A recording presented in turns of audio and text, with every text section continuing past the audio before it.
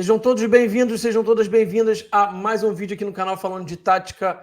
O vídeo de hoje, obviamente, que é o pré-jogo de Flamengo e São Paulo, estreia do rubro-negro no Maracanã, nesse Campeonato Brasileiro de 2024.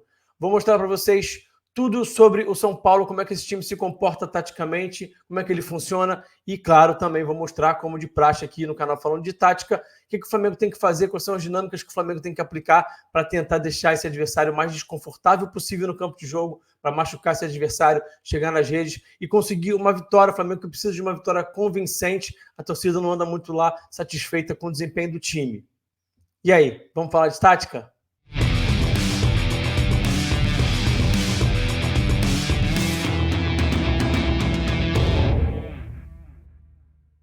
Antes da gente prosseguir para o conteúdo, quero pedir para vocês deixarem o like no vídeo. O like é muito importante. E, gente, o canal está com uma baixa de audiência aqui. O YouTube não está entregando o conteúdo, tá? O YouTube tem, de vez em quando, essas coisas assim com os canais. É meio maluco o negócio. Então, assim, mais do que nunca, estou precisando do like de vocês para ver se a gente consegue convencer o YouTube aqui que o conteúdo é relevante, para ver se o YouTube para de implicar aqui comigo e volta a entregar meu conteúdo, tá? A audiência teve uma baixa, assim, significativa, então eu conto demais aqui com o seu like. E também, se você não for inscrito aqui no canal, se inscreve, porque também ajuda muito no crescimento aqui do canal falando de tática, tá? Eu sei que você está aqui porque você gosta do conteúdo, então dá uma força aqui para a gente poder voltar a ter uma audiência legal. A gente estava sempre com uma média boa aqui de views em relação ao número de inscritos e deu uma baixada significativa, tá? Vamos falar aqui bastante desse Flamengo e São Paulo, tem bastante coisa legal para mostrar para vocês, tá? Hoje tem um campinho aqui muito completo, uma apresentação que eu tenho certeza que eles vão gostar. Bom, o Flamengo deve ir a campo com sua força máxima: Rossi, Varela, Fabrício Bruno, Léo Pereira, Ayrton Lucas, Pulgar, De La Cruz, Arrascaeta, Cebolinha, Luiz Araújo e Pedro. E aí, o que vocês acharam dessa escalação aqui com fotinho dos jogadores aqui, essa inovação no canal falando de tática? Vocês gostaram? Você ainda não deixou o like? Eu acho que essa escalação aqui personalizada vale o seu like, né? Então comenta aqui se você gostou dessa escalação personalizada. Agora, na hora de apresentar taticamente os times, as dinâmicas, eu vou tirar aqui as fotinhas e vou colocar os tradicionais botõezinhos vermelhos e pretos, porque eles facilitam na hora de a gente visualizar, na hora da gente entender aqui as dinâmicas e as estruturas táticas. Mas essa escalaçãozinha aqui com as fotinhas vai ser sempre agora a primeira escalação na hora de apresentar que time que vai a campo. Então, se você gostou dessa escalação aqui, quero ler o seu comentário. Se você não gostou também. Bom, vamos lá. Vamos para o São Paulo agora. O time mudou o seu esquema recentemente para um 3-4-1-2. O Thiago Carpini tentou mudar aqui para ver se gera um desempenho melhor, né? Muda algumas dinâmicas e valoriza um pouquinho essa dupla de ataque. A gente vai falar bastante sobre tudo isso durante esse vídeo. O time vai a campo nesse 3-4-1-2 com o Rafael, os três zagueiros Ferrarese, Arboleda e Diego Costa, os alas Igor Vinícius e Michel Araújo, os volantes Alisson e Pablo Maia, o Galopo um pouquinho mais avançado, na teoria, a gente vai ver que na prática também não é tão assim, e a dupla de ataque Luciano e Calheri. Quando esse time começa a construir suas jogadas, a gente já vê uma estrutura um pouquinho diferente. O Alisson avança um pouco mais e fica alinhado aqui ao Galopo, então a gente observa esse 3-1-4-2, o Pablo Maia aqui sendo esse pivô na frente dos três zagueiros, os dois alas bem abertos, alinhados com esses dois meias aqui, Alisson e Galopo, e a dupla de ataque mais à frente. A gente vai ver muitas vezes o Alisson baixar aqui em apoio para gerar linha de passe, para gerar espaço nas costas também, libertar espaço, atrair marcação, baixar aqui em apoio para ser mais a ajudar nessa construção, né? E o Galopo também faz esse movimento. A gente vai ver também o Galopo baixar aqui mais pelo lado esquerdo, né? Também com o mesmo objetivo de gerar espaço nas costas, de gerar linha de passe, de contribuir aqui para essa primeira fase de construção do time, tá? Bom, e aí uma coisa importante a gente falar sobre esse time é sobre o Igor Vinícius e o Michel Araújo. São dois alas de pé aberto. Os dois são alas de pé natural. Ou seja, o Igor Vinícius, um destro jogando pela direita, e o Michel Araújo, um canhoto jogando pela esquerda. O que isso proporciona para a equipe, né? Isso é óbvio que é intencional. O Carpini faz isso de propósito, né? O time tem amplitude, os dois jogam bem abertos e também tem profundidade. Eles fazem muito esse movimento aqui. O time tem algumas dinâmicas para gerar esse tipo de movimento. A gente vai ver agora também como é que isso funciona. E a intenção é que eles cheguem na linha de fundo para poder aproveitar e potencializar essa dupla de ataque aqui muito forte, que é Luciano e Calheri, tá? Então, uma das dinâmicas que acontece é o Luciano baixar em apoio aqui para poder receber essa bola e libertar espaço nas suas costas. Quando ele baixa em apoio, ele normalmente vai atrair um zagueiro aqui para junto dele e vai libertar espaço nas costas. Normalmente, Quem aproveita esse espaço nas costas do Luciano, quando ele baixa aqui, é o Igor Vinícius. Então existe essa dinâmica de gerar espaço às costas para poder o Igor Vinícius atacar a profundidade e fazer o cruzamento para aproveitar especialmente o Calleri, né, que é um centroavante muito forte, cabeceia muito bem, mas o Alisson também entra muito na área. O Alisson que sempre foi um atacante, né, e que agora no São Paulo tem cerca de um ano e meio, ele joga como volante, então ele tem muita capacidade de finalizar, ele é um cara que entra na área, sabe se colocar bem como um atacante, né. O Galopo também tem bastante liberdade, o próprio Michel Araújo para pegar o cruzamento do lado do posto, entrar chapando, e o Luciano, como ele baixou aqui, né, ele acaba não conseguindo invadir tanto assim a área, porque ele está muito distante na hora que essa bola é jogada na profundidade, na linha de fundo ali para o Igor Vinícius. Então, muitas vezes, ele chega aqui para receber um passo de retorno, um passo para trás, ou para ficar para uma segunda bola, né? Quando a bola roda do lado esquerdo, a dinâmica é diferente, eu vou mostrar para vocês. Uma outra situação que acontece quando o Luciano baixa em apoio, ele receber esse passe aqui do Ferrarese, ou de algum outro jogador, né? E quando ele recebe esse passe, ele faz um passo para trás, que pode ser para o Alisson, pode ser para o Igor Vinícius também. Aqui estou mostrando o passe para o Alisson. E aí, quando ele faz esse passo para trás, o Calleri faz esse movimento aqui de facão na diagonal. O Calleri gosta muito de fazer esse movimento e receber essa bola aqui para já tentar finalizar. Então o Flamengo tem que estar atento com esses movimentos, com essas dinâmicas que o São Paulo gera para poder atacar as costas da última linha, tanto para cruzamento quanto para essa bola aqui direto no Calleri para ele chegar finalizando, tá? Outra situação do São Paulo de entrada em último terço, né? O São Paulo gosta de promover esses triângulos aqui nos lados do campo. Então, aqui do lado esquerdo, a dinâmica funciona como? Galopo, Michel Araújo e Pablo Maia trocam passes rápidos aqui para poder manipular os adversários, fazer esses oponentes se movimentarem, através da troca de passe rápida, gerar um espaço nas costas para poder o Michel Araújo ter uma situação aqui de cruzamento. Michel Araújo, que é exemplo do Alisson, né? Não é um ala de ofício, não está jogando na posição de origem dele, tem um cara bastante agudo, que vai buscar bastante profundidade, tem um bom contra um também, ótimo contra um. Varela vai ter trabalho na partida de hoje. E quando o Michel Araújo chega aqui pelo lado esquerdo, o time de São Paulo é ainda mais forte em termos de pesar a área, porque aí o Luciano tem mais a possibilidade de estar dentro da área, incomodando ali os zagueiros. Então a gente está falando de uma dupla de ataque que vai fixar muito os dois zagueiros do Flamengo. E aí você vai ter também o Galopo, o Alisson, você vai ter o Igor Vinícius lá do outro lado. Então é um time que tem bastante profundidade para gerar situação de cruzamento, para aproveitar da melhor forma possível o fato de ter uma dupla de ataque muito forte, tá? Do lado direito, a dinâmica é um pouquinho diferente. Há o triângulo, há a troca de passes, mas após essa troca de passes, o que acontece é que o Luciano tenta finalizar, ou recebendo esse passe aqui já um pouquinho mais no espaço, ou recebendo de costas, girando para bater. Ele gosta de bater no gol, fazer esse tipo de jogada aqui, né? Ele finaliza bem, de canhota, né? Um canhoto que finaliza bem, bate de chapa bem na bola.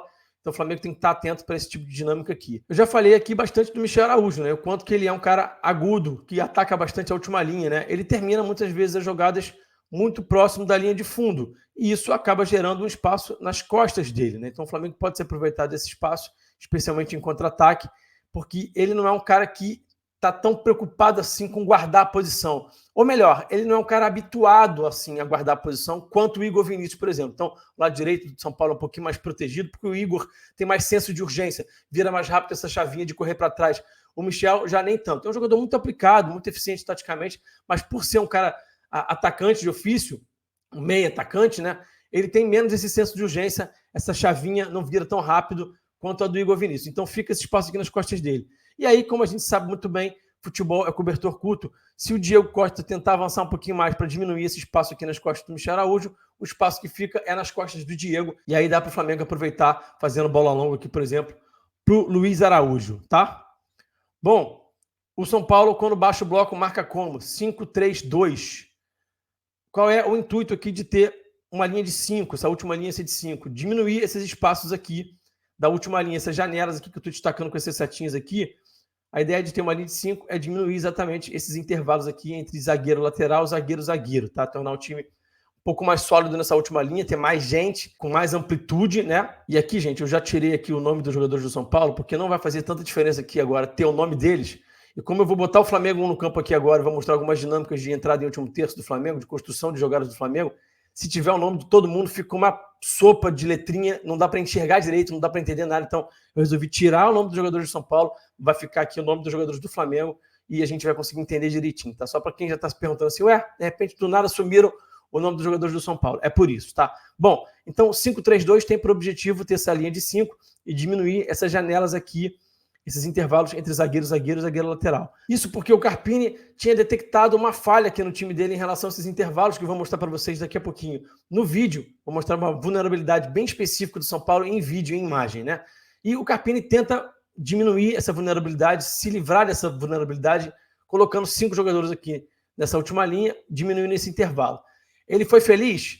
Mais ou menos, não muito. Vou mostrar para vocês já já. Só que aí a gente precisa falar de novo sobre o famoso cobertor curto. Se você tem 5 na última linha, você vai ter 3 na segunda linha. Você pode até ter um 5-4-1, mas nesse caso aqui você vai ter 3 na segunda linha e aí você tem vulnerabilidades que surgem a partir do fato de você só ter 3 jogadores na sua segunda linha.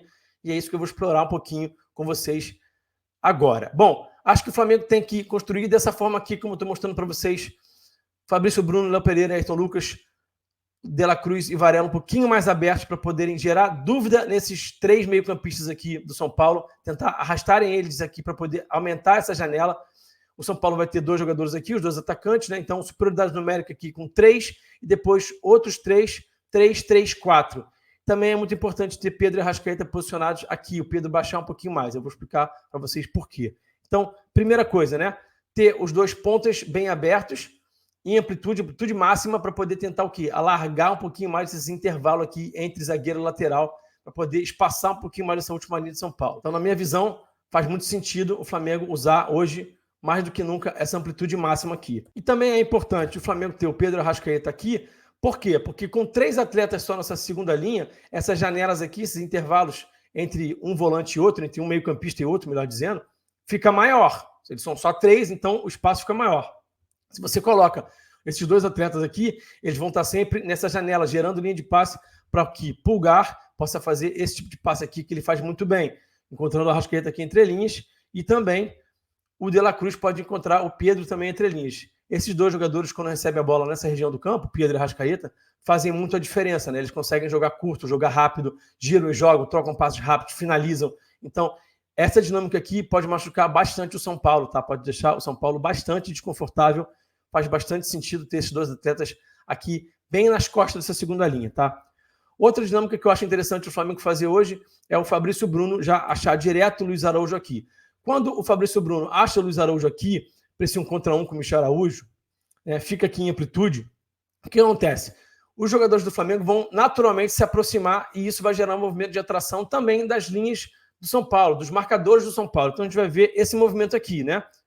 Os jogadores do Flamengo se aproximando e os jogadores do São Paulo também se aproximando para poder marcar mais de perto esses jogadores do Flamengo. E aí o que o Flamengo tem que fazer? Circular rápido essa bola do Luiz Araújo, por exemplo, para o Arrascaeta e do Arrascaeta para o Pulgar, para poder encontrar aqui o De La Cruz para finalizar.